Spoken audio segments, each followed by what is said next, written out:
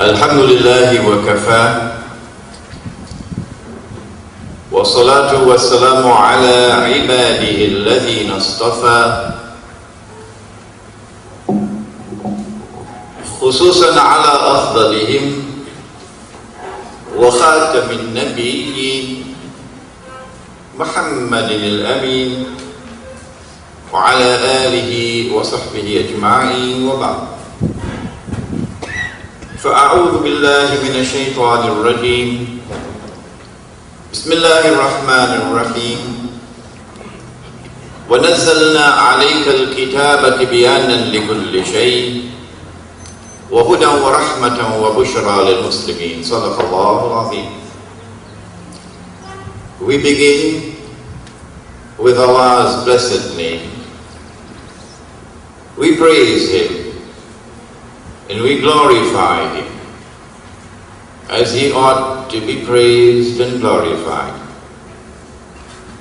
And we pray for peace and for blessings on all His noble messengers, on our father Adam, and our father Abraham, and on Moses, and on Jesus, and on His mother, the Blessed Virgin Mary, and on the last of them all, the Blessed Prophet Muhammad sallallahu ta'ala alayhi wa sallam. Brother Chairman, brothers and sisters, assalamu alaikum wa rahmatullah. Our topic is entitled Ya'jooj and Ma'jooj, or God and Magog in the Quran. It is an unusual topic. It is, I believe, the first time that it's being addressed in this country. But it is a topic of supreme importance. But more than that, it is a topic which could not have been addressed prior to this time, because it could not have been understood.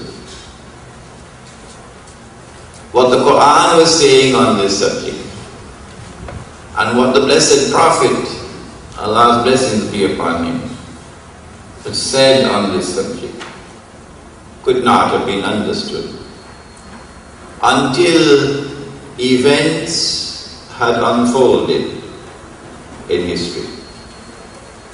We have now reached that point in the historical process where it is possible, through Allah's kindness, to understand the subject.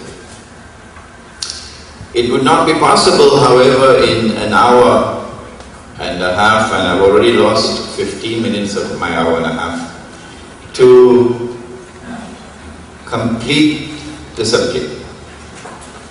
What we will attempt to do is to give you sufficient material, information, analysis of the verses of the Quran and of the sayings of the Prophet, Allah's blessings be upon him, which could give you the framework of the subject, a grasp of the heart of the subject. There is, however, a chapter of this book entitled Gog and Magog in the Quran. And what cannot be conveyed to you in the lecture, you can read it in this book, which is available at the back.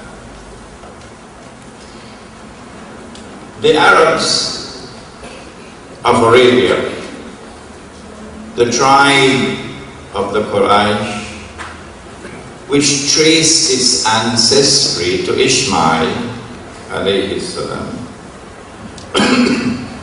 and which had custodianship over the holy temple, the house of Allah, the Kaaba in Arabia, built by Abraham alayhi salam, on the spot where our father Adam had worshipped. These Arabs did not know how to deal with the phenomenon of one who had emerged from within their midst, who had lived with them for 40 years, who had never told a lie, now he declared, I am a prophet, like unto Ishmael, alayhi salam, like unto Moses, alayhi salam, like unto Jesus, alayhi salam, like unto my father Abraham, alayhi salam. A man named Muhammad, sallallahu alayhi wa sallam. They finally decided, let us send a delegation to the rabbis, the Jews, who are located in the city of Medina to the north of Mecca, in a significant number. Why were the Jews in Arabia, in that city? Now that's a nice story we'd like to tell you sometime. The question was indirect. The target of the question was actually Gog and Magog.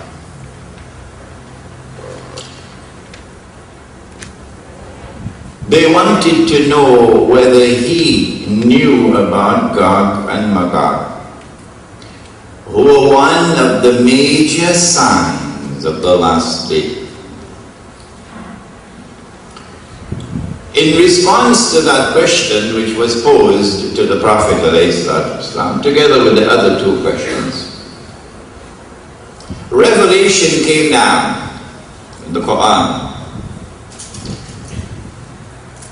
And the answer was placed in a surah of the Quran, or chapter of the Quran, called Suratul Kahf, or the cave.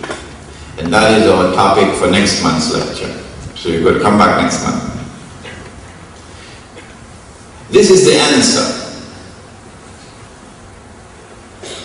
And they questioned thee, O Muhammad, alayhi salatu wasalam, about Dhul Qarnayn, or the traveler is Dhul Qarnayn. Qarn means a horn. So Qarnayn could mean two horns, shades of Daniel, the dreams of Daniel. Two horns. Qarn can also mean an age, an epoch. And so Qarnayn would be two ages. Which of these two? Which of these two meanings shall we utilize for understanding this name given to this great traveler? Nowhere in the Quran has the word qarn been used to mean horn. Everywhere in the Quran that the word qarn is used, it means an age or an epoch. And so Dhul Qarnayn is a man who impacts upon two ages, one in the past, one to come. That's today. He is someone who possesses faith.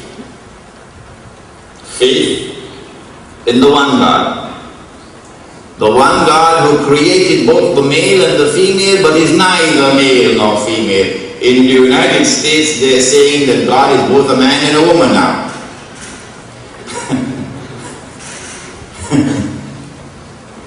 He has faith in the one God, the God of Abraham, besides whom there is no other God. And that God has given him power, divinely bestowed power. When power rests on the foundations of faith, how is that power used? I hope that the PNM is listening. I hope that the UNC might one day also listen. When power rests on the foundations of faith, how is that power used? I do hope someday Washington might listen. Dhul Qarnayn travels in one direction. He's going in the direction of the setting of the sun, so west. And there he comes across a people. He reaches a lake of murky water, deep water, so an ocean, not a little pond. And there he comes across a people. And then Allah addresses him and says, "Oh Zulkarnain, how are you going to relate with these people?" He replied, he said, "Those who are guilty of acts of dhulm." Dhulm is wickedness. It's injustice. It's oppression. Like telling a mountain of lies to attack Iraq. Telling a mountain of lies to attack Afghanistan. Destroying the Twin Towers and then putting the blame on Arabs and Muslims. For one day, the truth will come out. And on that day when the truth comes out, we will be vindicated. Arabs and Muslims did not do it. Zulkarnain says, those who are guilty of acts of dhulm, I'll punish them. And when they return to you, you will also punish them. And so when power rests on the foundations of faith, power is used to punish the oppressor. Tell that to any South African and his heart would vibrate. Tell that to Nelson Mandela and he would shake. When power rests on the foundations of faith, power is used to punish the oppressor. And when the oppressor returns to his Lord, the Lord will also punish him. And so when power rests on the foundations of faith, there will be an essential harmony between this world here under and that world beyond. And then he went on to say that those who have faith and whose conduct is righteous, whether you're black or white, and yes, there are white people who have faith and who will live lives of piety and righteousness. Whether you're black or white or brown or yellow, you will be assisted. And we're going to treat you nicely and you'll be rewarded. And so when power rests on the foundations of faith, the religious way of life would be supported. And there would be an essential harmony between life here and life there. Zulkarnain then traveled in the opposite direction, the rising of the sun, and so eastwards. And there he came across a people for whom we had provided no cover. Cover from what? That's a big question. The translation that was just given, cover from the sunshine. People who are not covered from the sunshine will eventually have their skin pigmented, dark-skinned people. Or cover from the elements, so people living a primitive way of life. We don't know which one. How are you going to deal with a primitive people when power rests on the foundations of faith? كَذَلِكَ وَقَدْ أَحَطْنَا بِمَا لَدَيْهِ خُبْرًا. The language in the Quran is so pithy. Thus did Zulkarnain leave them as they were. He had the compassion. He had the good sense and the wisdom. He had the sympathy not to disturb them in their way of life. And then he traveled in a third direction, but the rabbis had not asked for that. But it was understood that that is what they wanted, the third journey. so Allah sent the answer. You wanted to know about Gog and Magog? I'll tell you about Gog and Magog. When he traveled in the third direction, if we had the time, we could argue that it was north. But this book will give you the evidence. It was north. And there between two mountains, it passed between two mountain ranges, and it is later confirmed that this is the Caucasus Mountains. The Caucasus Mountains, you remember? White, Caucasian name. How did they get the word Caucasian? Between the Caucasus Mountains, this passageway, there he came across a people لا يكادون يفقهون قولا, whose language could not be understood. But this is a world traveler. He has an army with him. Surely he would understand the language of a people, except when that people had never interacted with the rest of the world. When that people had never had trade and commerce with the rest of the world. When that people had never walked on the stage of history, like China, like Babylon, like Mexico, like Africa. Not these people. Who are these people? They speak to Zulkarnain after they had been, we were able to understand them. And they said to Zulkarnain, إن يأجوج ومأجوج مفسدون في الأرض. O Zulkarnain, Gog and Magog, these two peoples, they are committing fasad in our territory. Fasad, that which corrupts to the extent that it destroys. Fasad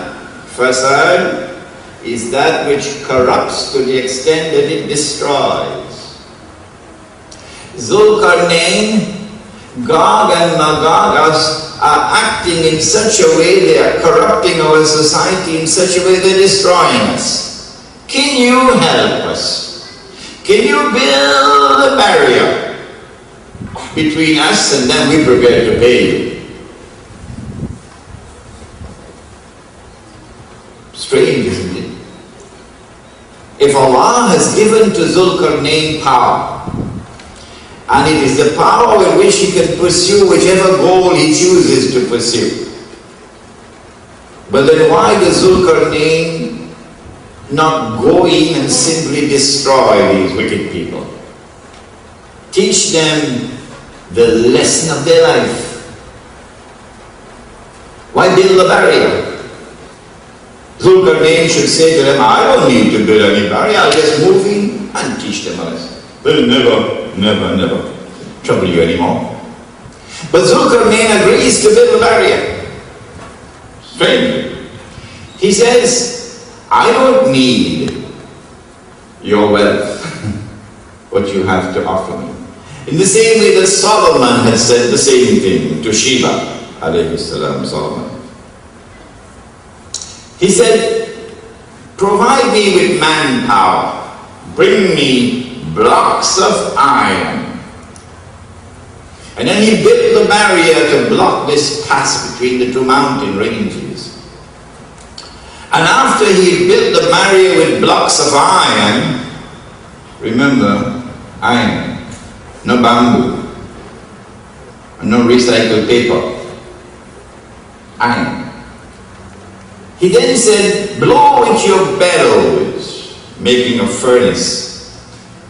And then he said, bring me the molten copper, which he then poured on the barrier, the wall. The engineers tell me that this would prevent rust. Having built the barrier, now Gog and Magog, who are human beings, the blessed Prophet Muhammad said, alayhi salatu wasalam, that Ya'juj is an ummah of Banu Adam. That Gog is a community who've come from Adam, and so too Magog. Human beings, like you and I, but with a difference. They could neither penetrate the barrier, nor could they scale the barrier. And then Zulkarnain said, and listen to his words, هَذَا رَحْمَةٌ مِّن رَبِّي. This barrier is a blessing, an act of kindness from my Lord. فَإِذَا جَاءَ وَعْدُ رَبِّي. But when that time comes, of which my Lord has warned, namely, that time when the last age will commence, and when divine punishment will commence, and when the Lord will release into the world the Antichrist, which was our topic for last month. When the Antichrist is going to be released, and Qiyamah commences, the last age commences, and divine punishment begins, then at that time, He, the Lord, will bring down this barrier, in consequence of which Gog and Magog are going to be released into the world. وَكَانَ وَعْدُ رَبِّ حَقًّا. And then the warning of my Lord will come to pass. وَتَرَكْنَا بَعْدَهُمْ يَوْمَئِذٍ يَمُوجُ فِي بَعْضٍ. But they would not all be released at the same time. No. Some of them will take care of the American Indians, and some of them will take the black man out of Africa and put him in chains and take him across the sea, and the bones of the black man will build a bridge underneath the sea, and then take him across the oceans and use him as a slave and never say sorry. Never say sorry. No, they will not all be released at the same time, because at another time more will be released, and they will remove Aristide from Haiti, a black Christian priest who tries to bring justice to the poor of Haiti. But because the black man in Haiti slapped them on their face 200 years ago, he will never be forgiven. We'll punish Haiti. We will punish Haiti pitilessly. And so they're not all released at the same time. Rather, they are released in waves, one after the other. And as they are released in waves, وَتَرَكْنَا بَعْدَهُمْ يَوْمَئِذٍ يَمُوجُ فِي بَعْضٍ. وَنُفِخَ فِي الصُّورِ. The trumpet is sounded, but only those who have ears and wish to hear can hear it. فَجَمَعْنَاهُمْ جَمَعًا. And then all the barriers which separated people separated as nations and as tribes for thousands of years, speaking different languages, eating different food, living in different kinds of homes.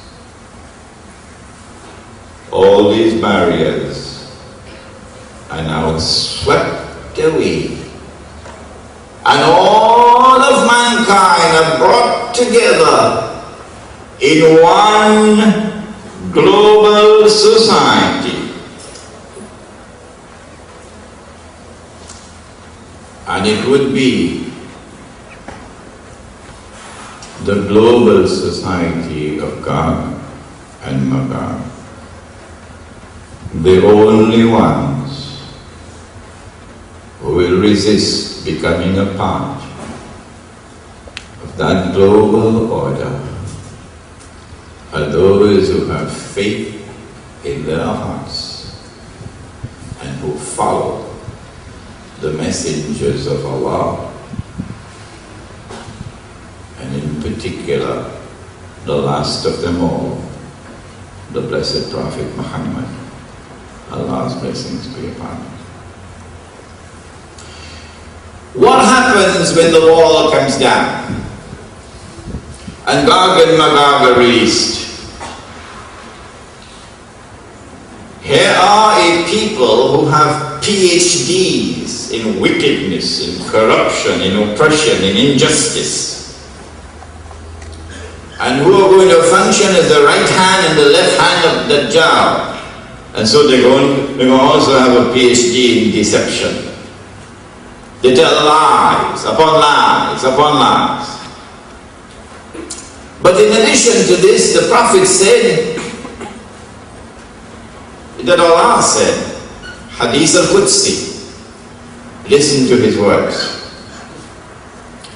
I have created creatures of mine so powerful that none but I can destroy them. You want to wage jihad against them? They'll beat you. They'll beat the daylights out of you. I have created creatures of mine so powerful that none but I can destroy them. And so when Gog and Magog are released in waves, one after the other, eventually, they take control of the world. With a power which is unique in all of history. An indestructible power. A power which cannot be rivaled by any possible combination of rivals. The African National Congress did not defeat the white man in South Africa. Oh no. The white world order realized that this was an embarrassment, apartheid, with which we could not live if we wanted to pursue our agenda. And so because it was too great an embarrassment, Washington decided that apartheid must go. And when Washington imposed sanctions, then the white regime in South Africa began to crumble. So you cannot, not any combination of rivals, you cannot defeat and destroy that power. When Gog and Magog are released then, power will now rest on foundations which are essentially corrupt. But more than that, the Prophet said that Allah said, it is a Hadith al-Qudsi, that on the last day after we have been resurrected, and then the judgment is to take place, that Allah will say to our father Adam, take out or separate those for the hellfire. It's a strange statement. Strange. You need to digest it. Our father Adam will then ask, how many are they, O Allah, for the hellfire? To which Allah subhanahu wa ta'ala will respond. I don't think they'll publish this in the Express. Allah will respond and say, out of every 1,000, take 999 for the hellfire.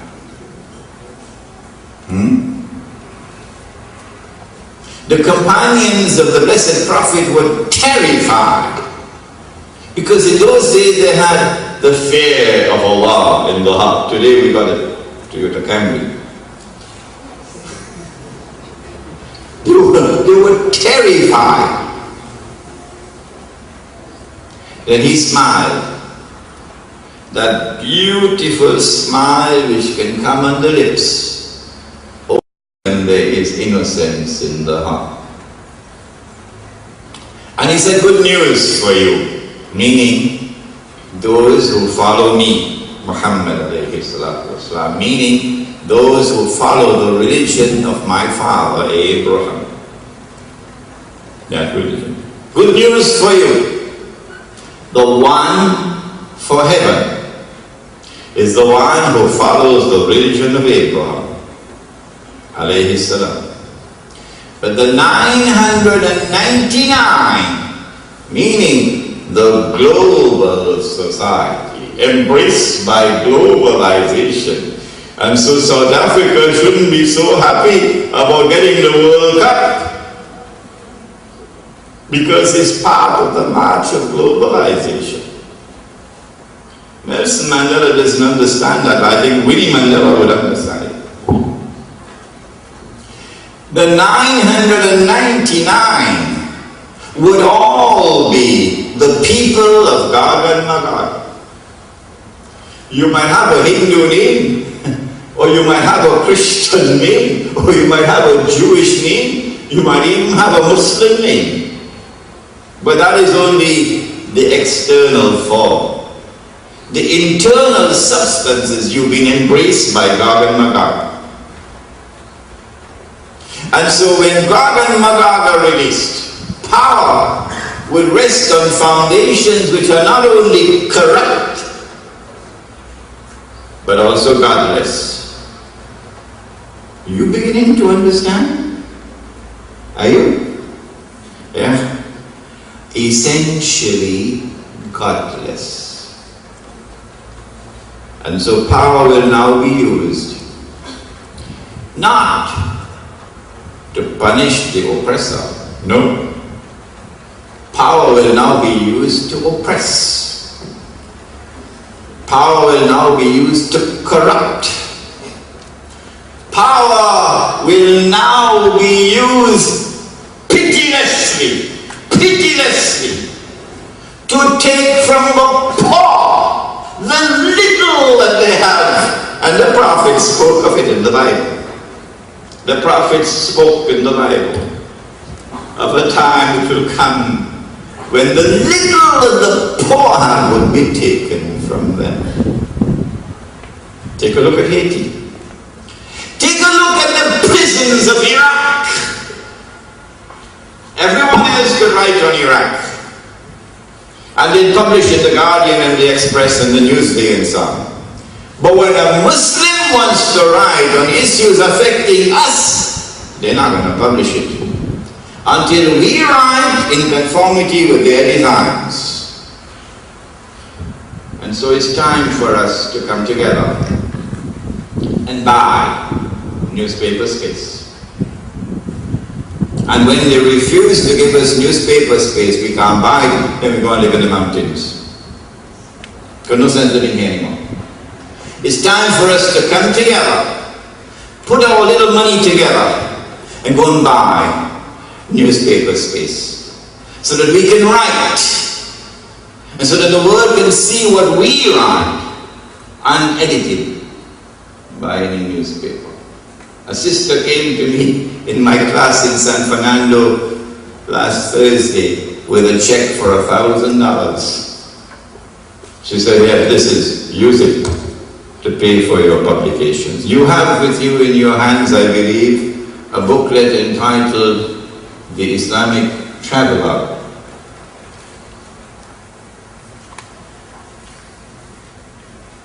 That can be serialized in the newspaper. It's a thrilling reading, but we can't put it in the newspaper. So we have to print it, we have to publish it. I still have to pay the print fee for that. So you're not going to get it free. You're going to have to pay $15 before you leave, inshallah, so we can pay the print fee. The time has come for us to be able to get our own newspaper space so we can write. Because power, when it rests on foundations which are essentially godless and corrupt, will be used to oppress, not to punish the oppressor. But the Prophet said, Allah's blessings be upon him. that when Gog and Magog are released, the major target will be the Arabs. He said, Wailul lil Arab, woe unto the Arabs. Min sharrin qad iqtaraba, because of a great evil which will now come upon them. He was asleep at the home of his wife, Zainab. And in his sleep he saw something, like you see sometimes when you are asleep. And when he woke up, his face was flushed red. It must have been very, very, very terrible. And then he uttered these words, woe unto the Arabs, because of a great evil which will now come upon them. And then he raised his hands and he made a hole. This is only a symbol. This is not the size of the hole, it's a symbol. He said, today, a hole has been made in that barrier built by Zulkarnain. And so the release of Gog and Magog took place, or rather commenced, that would be the proper word, commenced in the lifetime of Prophet Muhammad alayhi salatu wasalam. And when they are released, it is the Arab who will bear the brunt of the attack. And this is why we have seen the humiliation inflicted upon us after they attacked the Twin Towers in New York on September the 11th, and then put the blame on us. And then they beheaded America. Some men with masks, so you don't know who they are. And they beheaded America. And now the blame, of course, is on us.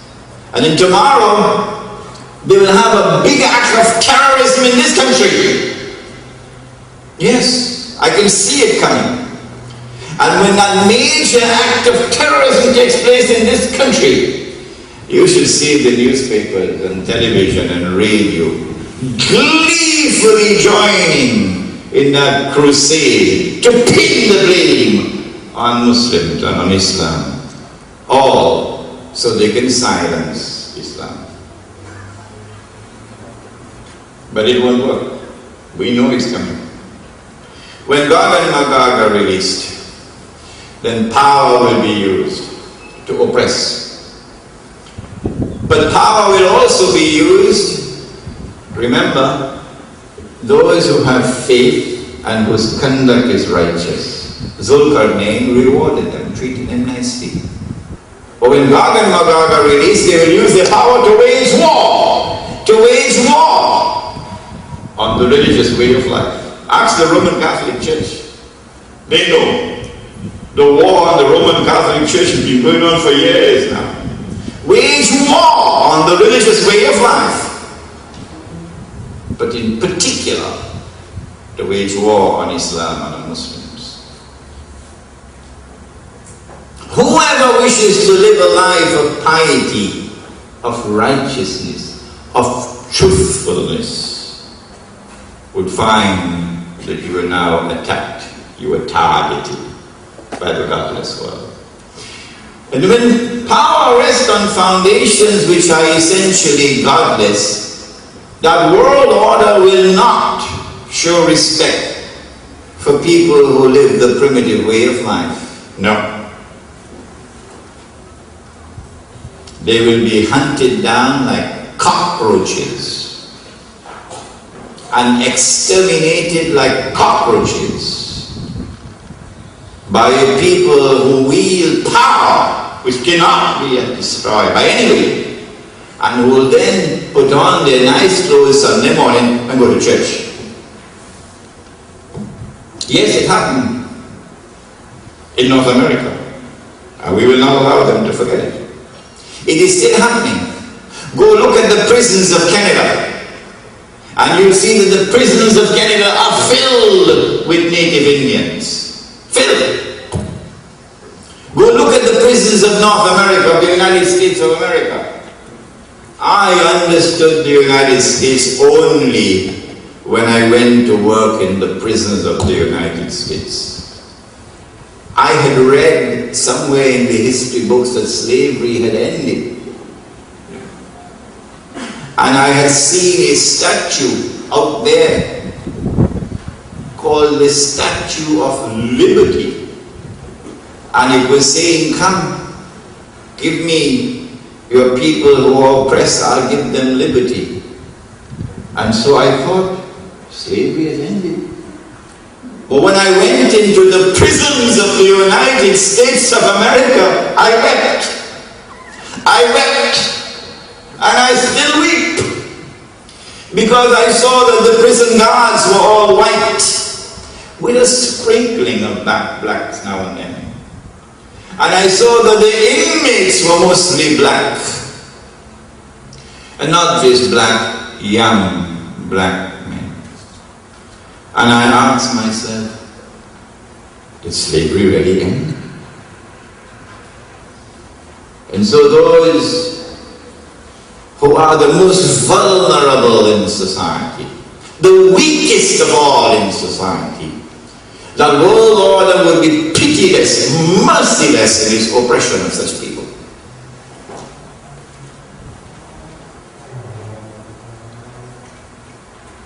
But the Quran goes on to say something more about Gog and Magog.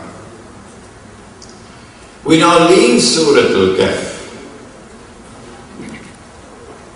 and we go to Surah Al-Anbiya, chapter number 21, entitled The Prophets. The 2 verses. And I was by accident directed to these 2 verses in New York 10 years ago. And as I was reading, it was as though I was struck with a light. I can't explain it. Like a revelation. I can't explain it. An insight. What are the 2 verses? The Quran speaks of Gog and Magog in only 2 places. Only 2, so you can't miss them. One is in Surah Al-Kahf, chapter 18, and that we've given you. The other is in Surah Al-Anbiya. This is what Allah says. He speaks about a town. It was destroyed by Allah subhanahu wa ta'ala. The people were expelled from the town. And then the Lord placed a ban on them. They could never return to reclaim this town as their own. Never. They could come back as a tourist, that's okay. But you cannot return to reclaim this town as your own. No. Until when? Until Gog and Magog were released. And after they are released, they spread out in all directions, meaning they take control of the world. And so you now have the world order of Gog and Magog. And then with their power over the world, now you will see these people being brought back to that town to reclaim it as their own. And so Gog and Magog are linked with a town, are linked with a special people. This is something in addition to the Arabs.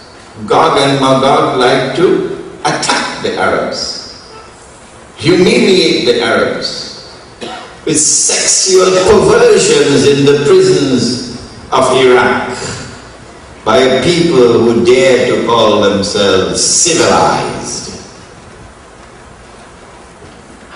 And now would say this was just an aberration.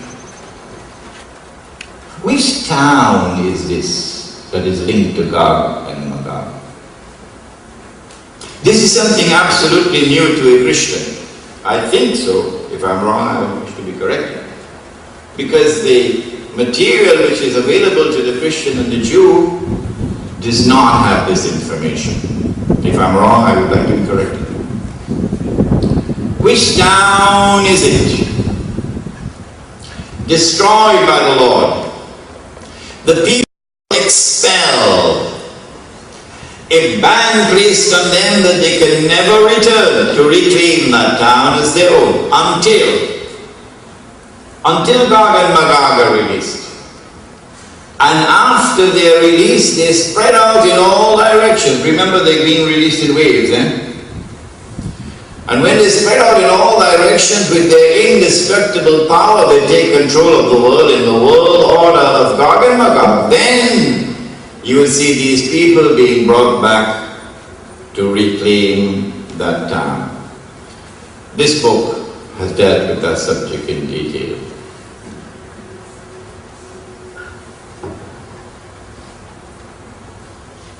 As I read these two verses of the Quran 10 years ago in New York, like a flash it came to me, an intuitive grasp. Wait a minute. This is Jerusalem. Yeah, this is the Holy Land. This is the Jews. But that was only an intuitive insight. I had to go on now to do my homework. How to prove it? You can't prove an intuitive insight. Yes, it can be proved. It is Jerusalem. How? Let us go to all the statements of the Blessed Prophet on Gog and Magog, called ahadith. So I collected all the ahadith, and almost all. Now let me go through them and see whether there is any town mentioned linked with Gog and Magog, which fits the description given in the Quran. So I went through all of this hadith, and to my amazement, there is only one town mentioned, only one. And it is a town which fits the description. And it is Jerusalem. Yes. But in the hadith, of course, the word Jerusalem does not occur. The Arabic word occurs, Baytul Maqdis, which is Jerusalem. And so I came to the conclusion that the town is Jerusalem. And so the Quran was saying that when you see the Jews being brought back to the Holy Land, to Jerusalem, to reclaim it as their own, 2,000 years after the Lord had expelled them out, you must know that this was made possible because of the world order of Gog and Magog. I was amazed by this discovery. I said to myself, I couldn't be the first and the only one. It'd be very lonely to be the only one. And then shortly thereafter, as though the Lord guided me, I came across a booklet, a little booklet. If you come to my class on Thursday at 6:30, San Fernando, Jama Masjid, all of you are welcome to my class on Surah Al-Kahf. I'm going to bring that booklet to the class. Get it photocopied, so you could get a copy. You might have to pay $1, $2 or so to get it. It was a booklet on Gog and Magog, written in 1963 or somewhere around there. And the author of that booklet was a friend of my teacher, Maulana Dr. Fadhur Rahman Ansari.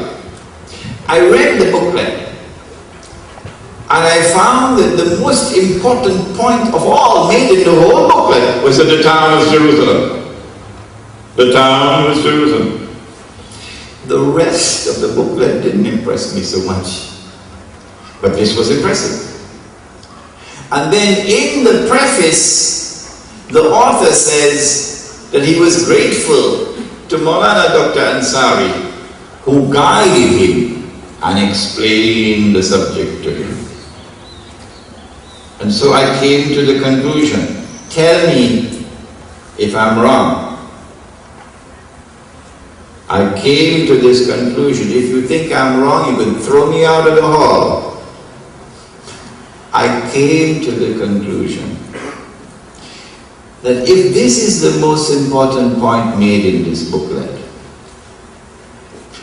and if the author acknowledges his depth of gratitude to Dr. Ansari, who guided him and explained the subject to him, I came to the conclusion that Dr. Ansari also must have held a view that the town was Jerusalem.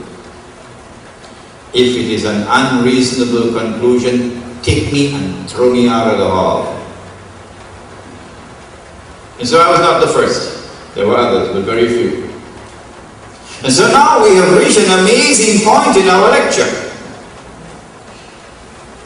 We are able to recognize those who control the world today with their indestructible power. We are able to recognize that their power rests on foundations which are essentially godless. We are able to recognize why they use power to oppress. We are able to recognize why they use power to wage war on the religious way of life. The religious way of life in general, but Islam and Muslims in particular.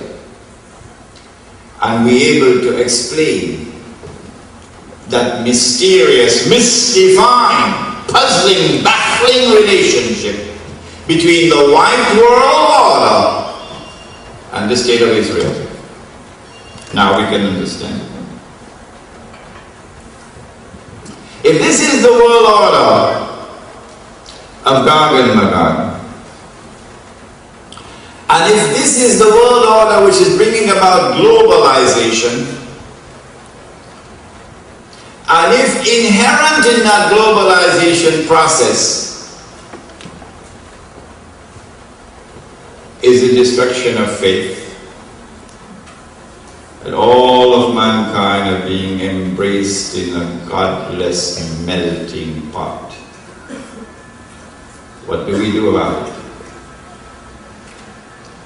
If we have enemies whose power is such that we cannot defeat them and destroy them, what do we do about it?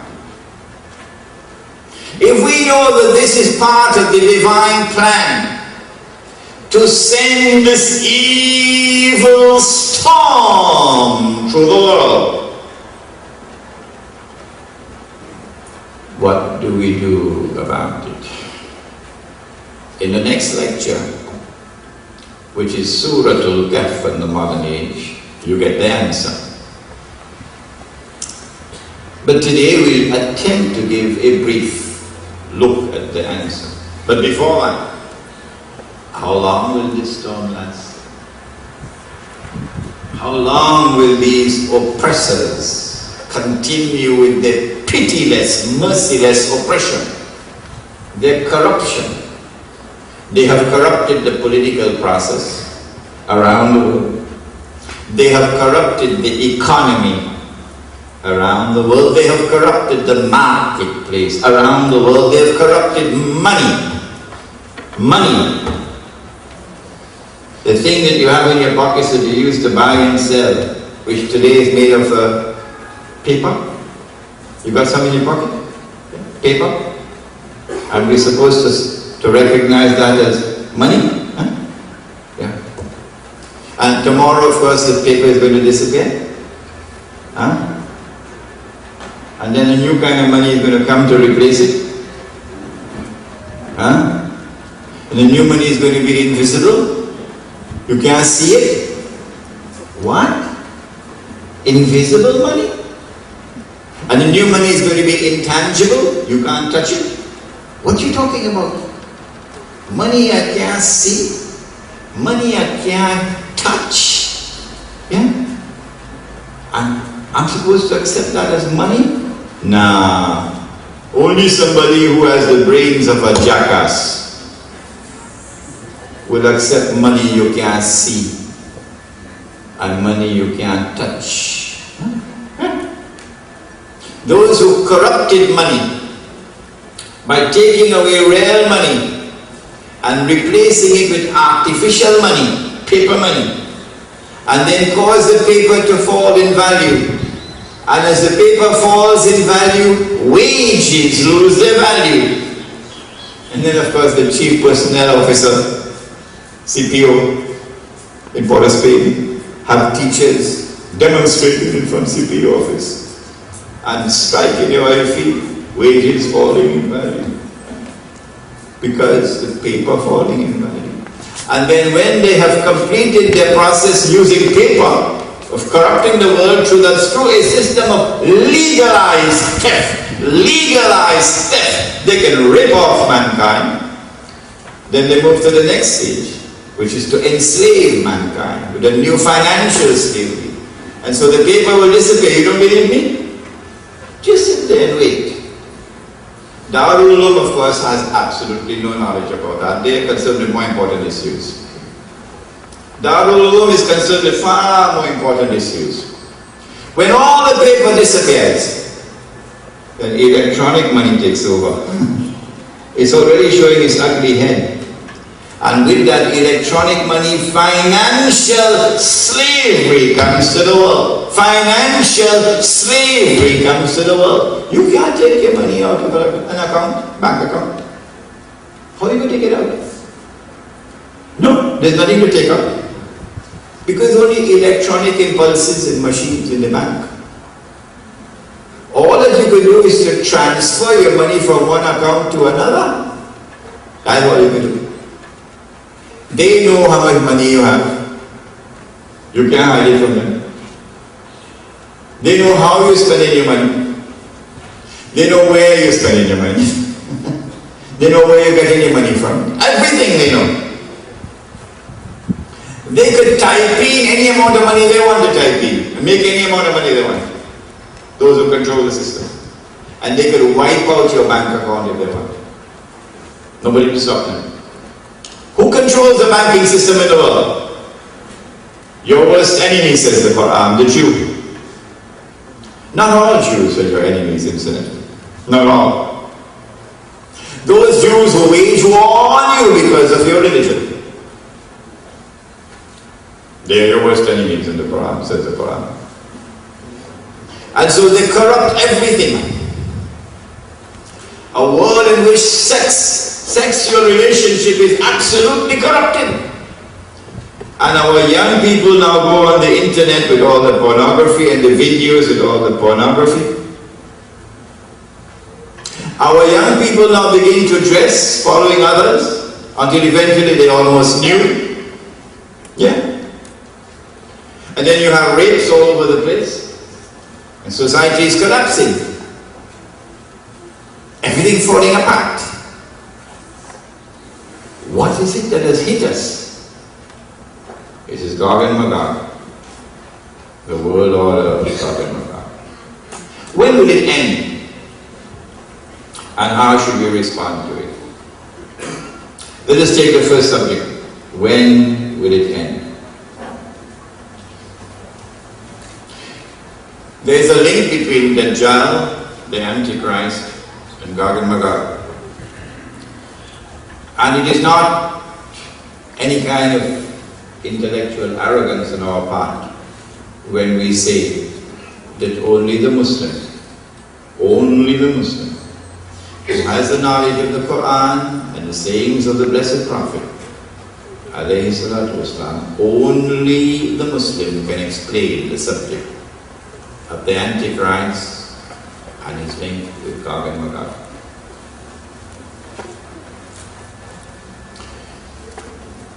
Dajjal uses Gog and Magog as his right hand and his left hand.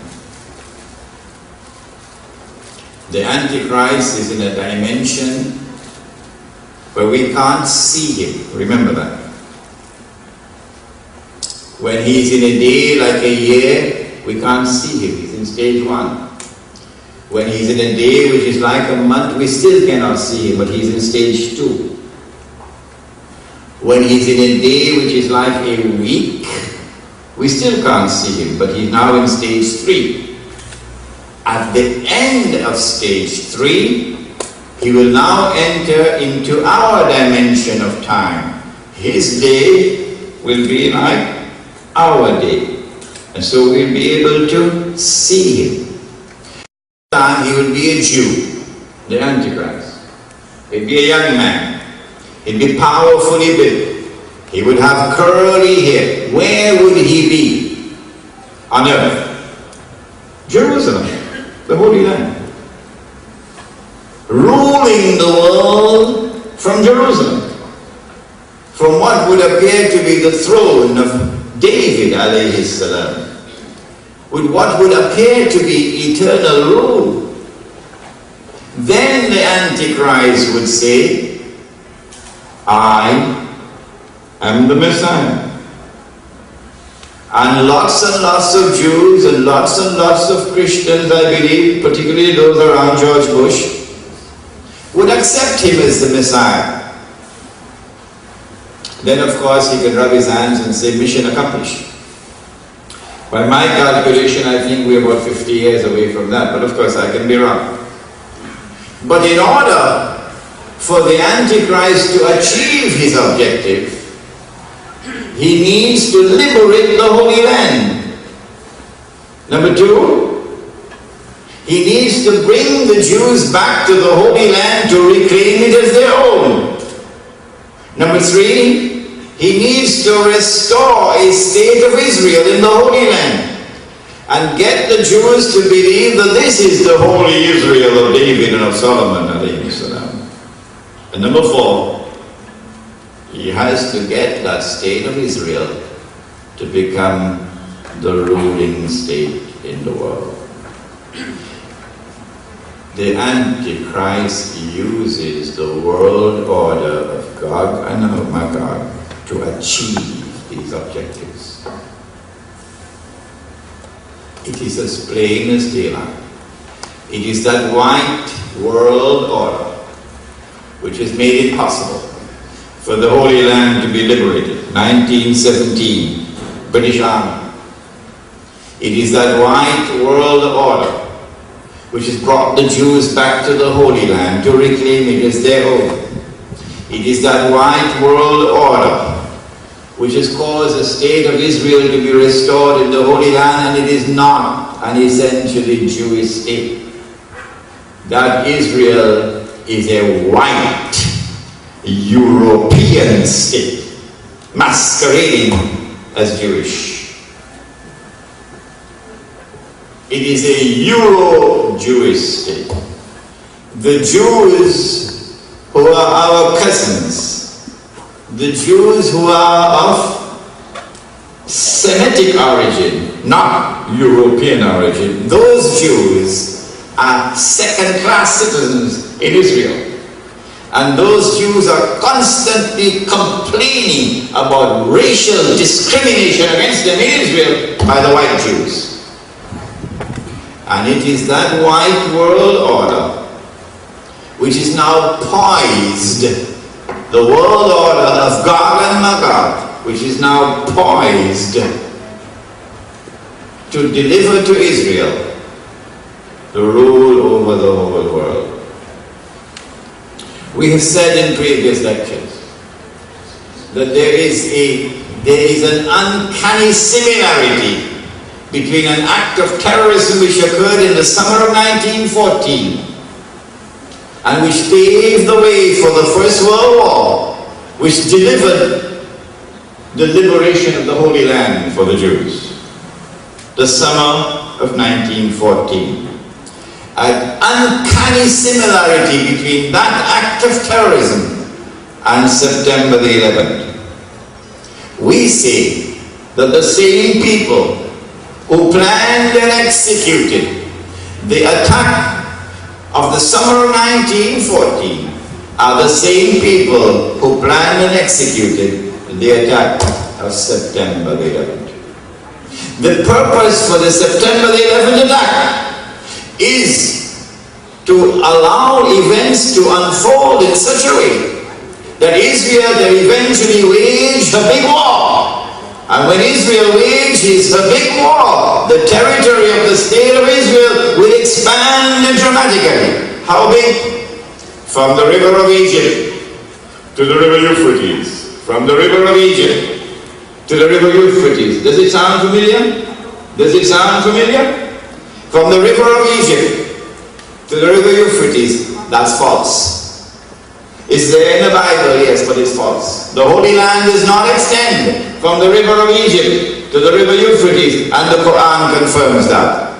The Holy Land is what is today called Palestine.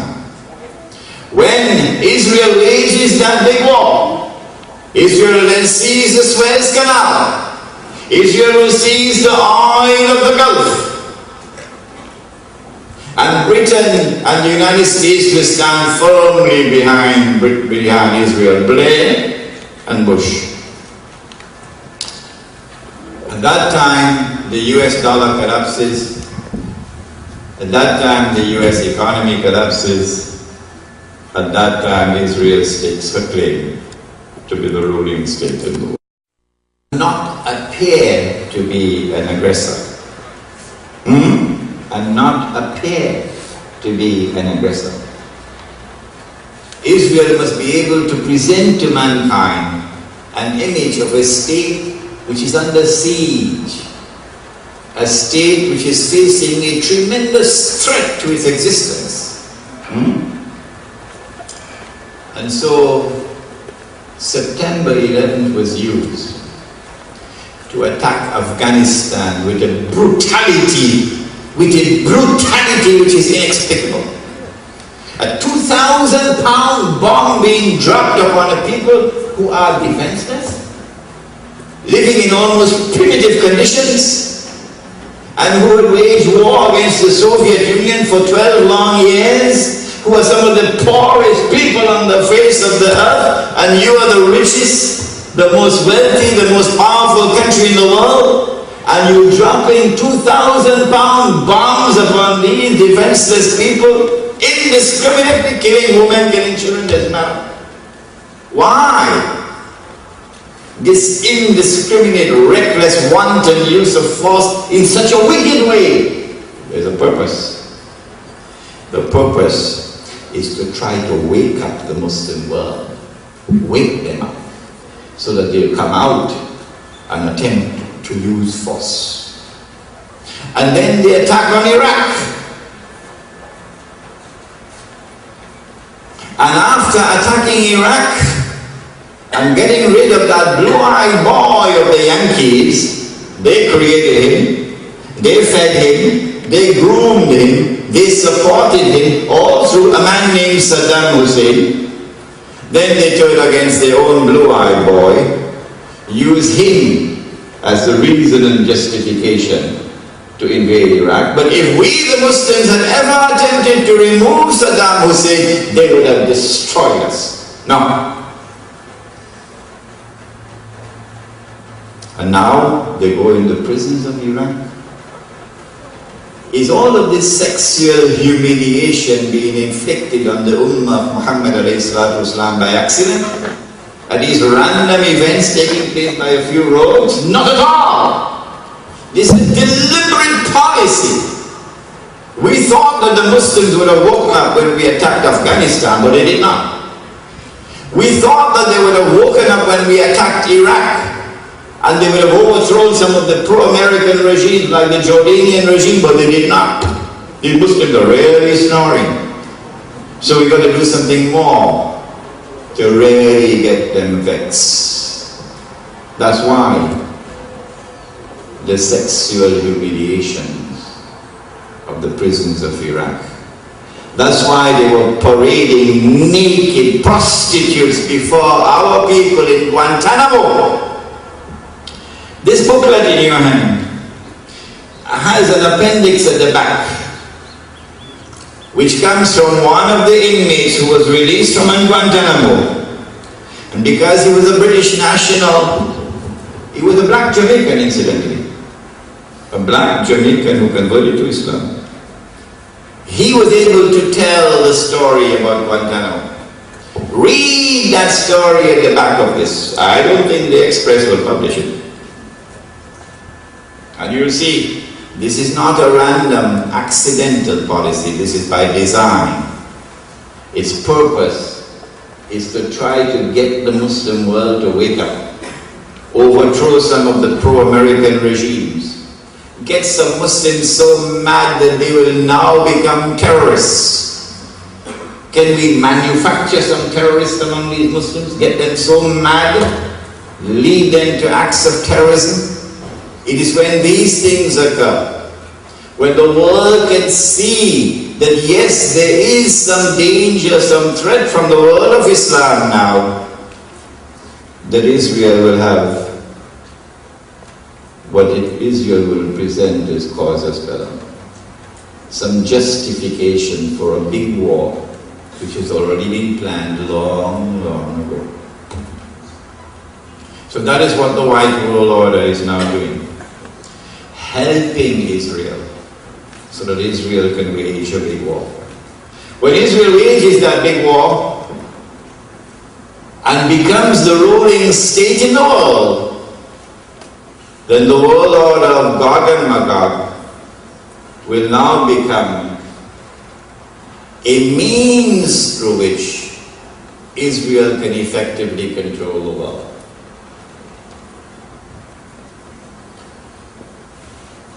But Israel will rule the world for a day which is like a week.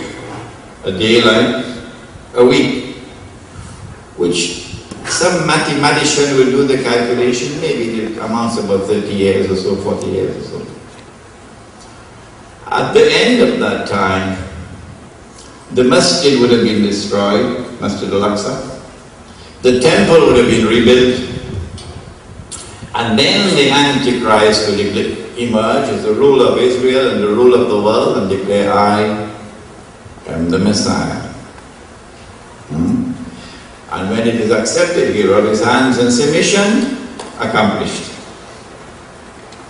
It is at that time that Allah raises a man from the seed of Nabi Muhammad alayhi salatu wasalam.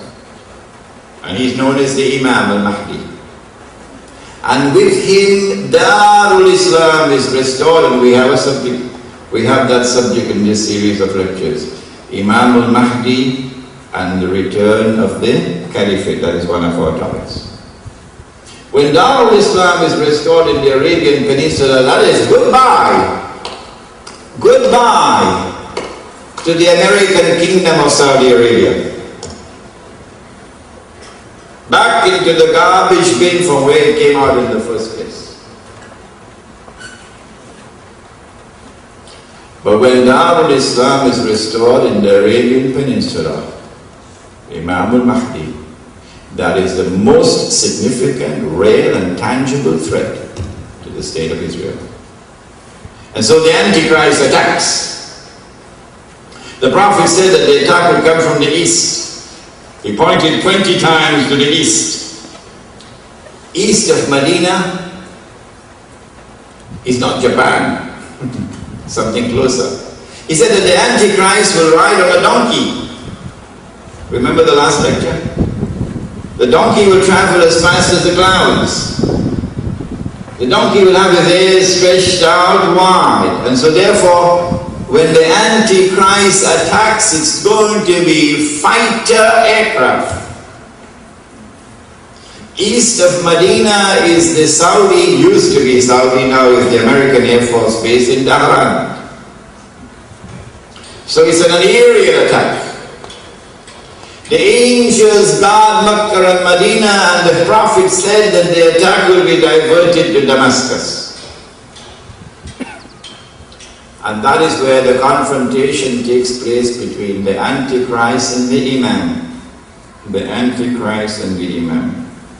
It is at that time that the Son of Mary will come down with his hands resting on the wings of two angels. At that time, when the Son of Mary comes down, then the Son of Mary, the true Messiah, kills the false Messiah. After the false Messiah is killed, then Allah addresses the true Messiah and says to him, go up the mountain, which is a mountain in Jerusalem. The last wave of Gog and Magog are now released. and they surround the true Messiah, the Son of Mary. They shoot their arrows up into the sky. This is symbolic language. Don't ask me to explain it because I can't. But there is a young scholar of Islam who will come, maybe he's a baby now. 30 years from today he'll come and explain it to you, inshallah. They shoot their arrows up into the sky. They say, we've killed those who are on earth. Now let us kill those who are in the heavens above. Gog and Magog. And Allah allows the arrows to come back down with blood on them. Don't ask me to explain this because I cannot explain. Events are going to unfold tomorrow which will help us to understand this. Then the Son of Mary raises his hands and he prays to the Lord to destroy them, Gog and Magog. And then Allah sends a little creature, a little insect, which attacks them at the back of their neck. And all those who are Gog and Magog will all fall down. The rest of mankind, no, only Gog and Magog. They'll all fall down, paralyzed, and by next morning they'll be all dead. I thought maybe it's because of the collapse of the immune system, so the body could not resist an attack. But someone attending my class last Thursday, a medical doctor, she had a brilliant idea. And I've lectured on this subject around the world. Nobody thought about it until this sister, a medical doctor, said it in my class two Thursdays ago.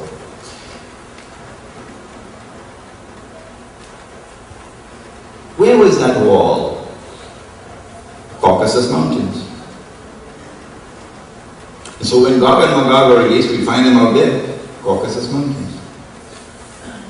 Do we find a people by the Caucasus Mountains who display that kind of power? Yes, we do.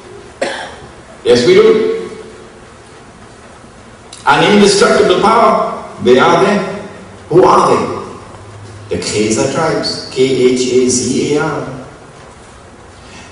And they are the people who converted, must have been on a Sunday morning, converted and became Jews. One, a white people, European people, who don't even have one drop of Semitic blood in their veins. And they became Jews. Yes, it happened. These Khazar tribes are the people who became European Jews.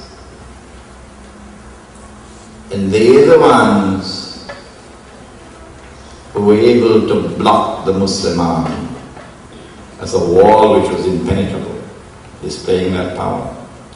They're the ones who spread out into Europe, Eastern Europe and then Western Europe, corrupted Europe and took control of Europe.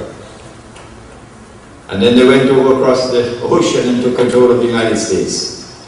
And today they control the US Congress and the Senate. They're the ones who created the Zionist movement. I lectured on this subject in a city called Worcester in Massachusetts, close to Boston. And a medical doctor in Worcester pointed out to me that there was a conference on these Jews. They're called the Ashkenazi Jews. And in that medical conference, the evidence came out that these people were genetically unique amongst all of mankind. They were genetically different from all the rest of mankind. The Ashkenazi, the white Jew. And so the sister in my class, a medical doctor, said, it could be because of their genetic constitution, not because of the immune system being collapsed, that they could not survive the attack. When Gog and Magog are all destroyed, then their bodies begin to deteriorate, to decompose, to smell, to rot, meaning it's a bacterial attack, not a viral attack. Then the Son of Mary raises his hand and he prays to Allah to get rid of them. And Allah then sends birds with big necks like black camels, says the hadith. Maybe the eggs are in some mountain top where there's ice and snow. And global warming will cause these eggs to hatch. And so these birds now come and lift these bodies and take them and dump them where Allah ordains that they be dumped. And so that's goodbye to the world order of Gog and Magog. And so now it's a level playing field, a level battlefield. No longer the white world order with its cruise missiles. At this time, said the Prophet ﷺ, when you see the black flags coming out of Khorasan, he said, go and join the army. Even if you have to crawl over ice. Would someone please tell that to the president of Asja for me? Go and join the army. Even if you have to crawl over ice. Because no one will be able to stop that army until it reaches Jerusalem. And when Imran lectures in this country, Imran is lecturing to build that army in the hearts of the young of this country. Let it be known plainly and clearly. I'm not hiding. Go and join our army. Because no one will be able to stop that army until it reaches Jerusalem. I didn't say that. The blessed Prophet said that. Then said he, لَتُقَاتِلُنَّ الْيَهُودِ, you will most certainly fight the Jews. Not all Jews. Those Jews who are fighting you. وَلَتَقْتُلُنَّهُمْ, and you will most certainly kill them. They will be on the run on that day. Today they have helicopter gunships and they're using missiles to kill a paralyzed man on a wheelchair who has just come out of a masjid and a morning prayer. If we had done that, the New York Times would have put us front page, look at these barbarian Muslims. But they could do that. And these hypocrites would tolerate it. Yes, today they're using missiles to kill paralyzed men sitting on a wheelchair who's just come out of the house of God, having prayed. But on that day, it'll be different. And so do not lose heart, and do not give up, and do not despair, because there's a tomorrow which is coming, when victory will come to those who have faith in their heart and who have the patience to bear the evil storm which is going through the world. At that time even the stones will speak. Ya Muslim, هذا يهودي ورائي, there's a Jew hiding behind me, فتعال فاقتل, so come and kill him. And so the Holy Land will be liberated by a Muslim army. The state of Israel, the impostor state of Israel, will be destroyed. And the holy Israel of David and of Solomon, alayhimus salam, that holy Israel will be restored. And it will become the ruling state in the world. And the religion of Abraham, which is what we follow. That is the religion which we follow. The religion of our father Abraham. That religion will reign supreme in the world. And the true Messiah will rule the world from Jerusalem with a rule which will be eternal. Brothers and sisters, this has been Gog and Magog in the Quran. Let me remind you, there's a whole chapter of this book which is entitled Gog and Magog in the Quran. And let me remind you one more time about the Islamic Travelogue. We should have one copy for each person here. Please help us by taking a copy and paying for it so that we can pay the printer inshallah. Thank you. ربنا تقبل منا إنك أنت السميع العليم وتب علينا يا مولانا إنك أنت التواب الرحيم برحمتك يا أرحم الراحمين.